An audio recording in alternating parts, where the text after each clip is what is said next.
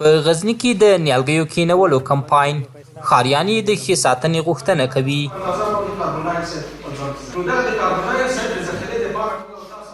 غزني د نوي کال په درشل کې د پسرلي له رارسېدو سره سم د غزني په ښار کې د نیالګیو کینولو کمپاین پیل شو.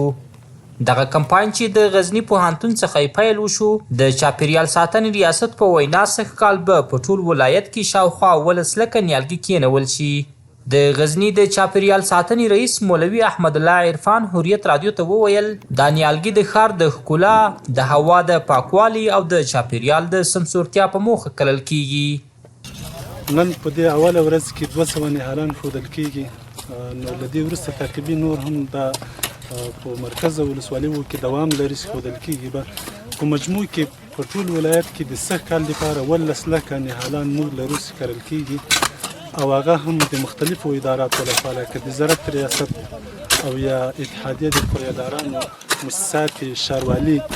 په دې نیالګیانو کې شامل نیالګیان 14 لکه مثمر دي او نور پاتې 3 لکه غیر مثمر دي. څه دي ورته پاتې یعنی 18 لکه 80,000 شاوخوا کېږي. بلخوا د غزني پوهنتون د کرنې پوهنځي یو تن استاد احسان الله کامران حریت رادیو ته وویل نړۍ د چټک اقلیمي بدلون او تودوخې زیاتېدو له ګواښ سره مخ ده. په همدې پار جدي اړتیا ده چې باید نیالګي کینول شي. چې موږ تاسو وګورو افغانستان یو له هغو حساس هیوادونو څخه دی چې د تغیر اقلیم په وړاندې په لاسو هغو حساس هیوادونو او زیات متاثر شوو هیوادونو کې شمیرل کیږي.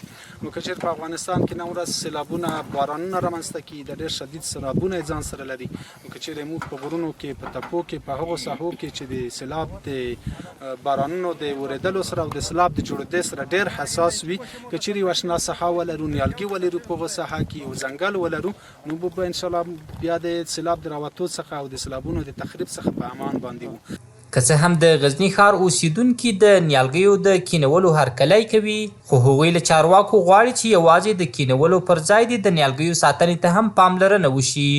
له ښاریانو په ټوله کې هغه خلک چې هغه مسؤل دي د وچ غوښتنه دا ده چې هغه د یو نیالګي حفاظت وکړي او هغسې کېنول چې د هغو باید تر څو پورې چې د هغوی ساتنه وکړي چې هغه ورسېږي، غټ شي، تر څو خلک استفاده ترې وکړي او خلکو ته مثال د هغوی ګټه ورسېږي. هغه که میوهداره ونې دي او که بې میوې ونې دي.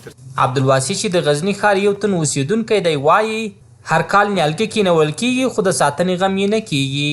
اکثره نیالګي یا وچیږي او یا د بې پروایۍ له امله له منځه ځي. موږ له چارواکو غواړو چې دا ځل د جدي اقدامات وشي. این مسئولیت هر فرد است که اقلا در سال باید یک نیال باید غرس کنن، اگر دیگه نمیتونن یک نیال باید غرس کنن. دیگه خواست ما از مسئولین میستنه که در تمام در پانتون نه تنها بلکه در تمام کشور خودش توجه خاص کنن که همین خشک نشوه و از این خوب جلوگیری کنن از مرض و اضافاتش از خشکیش. دا لومړی ځل نه دی چې په غزني کې نیالګي کینول کیږي، بلکې هر کال د پسرلي په راتګ سره دا لړۍ روانه وي. خو دا ځل ښاریان هیله لري چې مسؤلین به د نیالګیو ساتنې ته جدي پاملرنه وکړي ترڅو د ښار شنهوالي ته اوږدمهاله ګټه ورسوي. حفیظ الله بریال، حریت رادیو، غزني.